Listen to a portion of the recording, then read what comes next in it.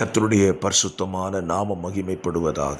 ஆசீர்வாதமான ஒரு நல்ல காலை வேளையிலையும் பாளையங்கோட்டை இந்திய தேவ சபையிலிருந்து காலை மன்னாவை உங்களுக்கு வழங்குவதில் மிகுந்த சந்தோஷம்.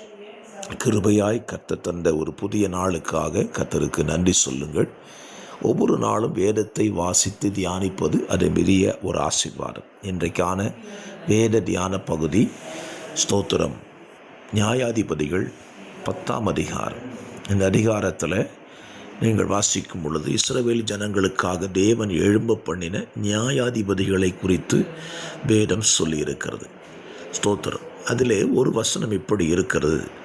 ஸ்தோத்திரம், இன்றைக்கு மாத்திரம் எங்களை ரட்சித்தருளும் என்று இஸ்ரவேல் ஜனங்கள் ஜெபிக்கிறத நம்ம பார்க்க முடியும்.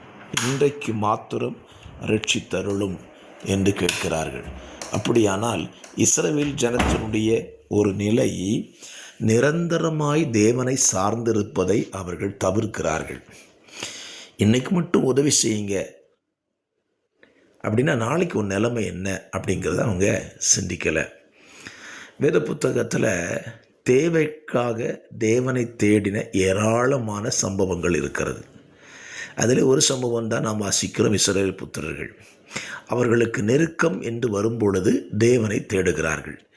நெருக்கம் விலகின பின்பு தேவனை விட்டு விடுகிறார்கள். இன்றைக்கும் மனிதர்களாய் இருக்கிற அல்லது தேவ ஜனங்களாய் இருக்கிறவர்களின் வாழ்க்கையும் இப்படித்தான் இருக்கிறது. தங்களுக்கு தேவை, தங்களுக்கு பிரச்சனை என்றால் கர்த்தரை தேடுகிறார்கள். பிரச்சனை முடிந்தவுடனே கர்த்தரை விட்டு விடுகிறார்கள், கர்த்தருடைய வழிகளையும் விட்டு விடுகிறார்கள். ஏன்? இன்றைக்கு தேவன் வழிகளை சொல்லிக் கொடுக்கிற ஊழியர்களையும் விசுவாசிகள் அப்படித்தானே பயன்படுத்துகிறார்கள். தங்களுக்கு ஒரு பிரச்சனை, ஆபத்து, நெருக்கம் என்றால், பாஸ்டர் எங்கள் வீட்டுக்கு வாங்க, ஜெபம் பண்ணுங்க, கஷ்டப்படுறேன். நல்லது, ஊழியர்களுடைய கடமை அதுதான். அவர்கள் அதை செய்ய வேண்டும். அப்படி செய்து தேவன் அவருடைய நிலைமையை மாற்றும் பொழுது அந்த ஊழியர்களையும் மறந்து விடுகிறார்கள். ஏன்? உதவி செய்த தேவனையே மறக்கும் பொழுது ஊழியர்களை மறப்பது இயல்புதானே. நான் ஒன்று சொல்லுகிறேன், இன்றைக்கு மாத்திரம் எங்களை ரட்சித்தருளும் என்ற கேள்வி என்பது தவறு. என்றைக்குமே நீர்தான் எங்கள் ரட்சிப்பு என்பதுதான் ஒரு தேவ ஜனத்தினுடைய மனத்தெளிவாக இருக்க வேண்டும். உங்கள் வாழ்க்கையை நீங்கள் யோசித்து பாருங்கள். தேவைக்கு தேவனை பயன்படுத்துகிறீர்களா? தேவைக்கு ஊழியர்களை பயன்படுத்துகிறீர்களா?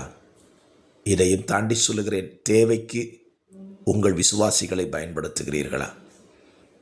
இல்லை. நம்முடைய தேவைக்கு பயன்படுத்துவது தேவனையும் தேவ ஜனங்களையும் அல்ல.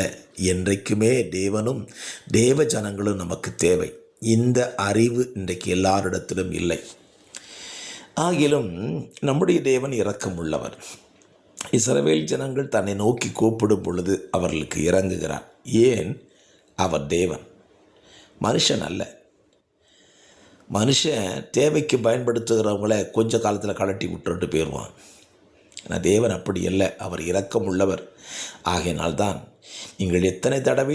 நாம் எத்தனை தடவை தவறு செய்தாலும் நமக்கு அவர் இரக்கம் செய்து கொண்டு தான் இருக்கிறார். ஆனால் ஒன்று சொல்லுவேன், இது எந்நாளும் நீடிப்பதில்லை. இஸ்ரவேல் ஜனங்களை ஒரு காலகட்டத்தில் சுத்தமாய் விட்டுவிட்டார். அவர்கள் எவ்வளவோ கூப்பிட்டும் தேவன் அவர்களுக்கு பதில் கொடுக்கவில்லை.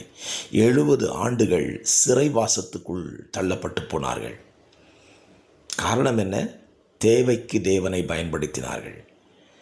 இந்த காலவெளியில் இந்த வார்த்தையை கேட்கிற அருமையான கர்த்தருடைய பிள்ளைகளே, உங்கள் வாழ்க்கையை சிந்தித்து பாருங்கள். நீங்கள் தேவனை, தேவ ஜனத்தை, தேவ ஊழியர்களை தேவைக்கு பயன்படுத்துகிறீர்களா அல்லது தேவையே நீங்கள் தான் அப்படின்னு நினைக்கிறீங்களா? ஒரு அருமையான பாடல் பாஸ்டர் அரியல் ஒரு விசிறி பாடினார்கள். என் தேவையே நீங்கள் தான். நமக்கு ஆண்டவர் தான் நமக்கு தேவை. அவருடைய உதவி, அவர் சகாயம் எல்லாம் அவர் செய்கிறது. அவரையே நமக்கு தேவையாய் வைத்து கொள்வோமானால் நமக்கு என்றைக்கும் அவர் உதவி செய்ய வல்லவராயிருக்கிறார். ஜெபிக்கலாம். பரிசுத்த பிதாவே, இந்த காலவெளியிலேயும் உங்களை எங்களுடைய தேவைக்காக அழைக்காதபடி எங்கள் வாழ்க்கையே நீங்கள் தான் என்று சொல்லி வைத்துக்கொள்ள எங்களுக்கு உதவி செய்யுங்க. எங்களுடைய குறைகளை, பாவங்களை மன்னித்து எங்களை நீர் இந்த நாளிலே ஆசீர்வதிக்க நாங்கள் ஜெபிக்கிறோம். வார்த்தைகளை கேட்கிற நம்முடைய பிள்ளைகளுக்கு இது நல்ல சிந்தையாய் அமையட்டும். இயேசுவின் நாமத்தில் பிதாவே, ஆமென்.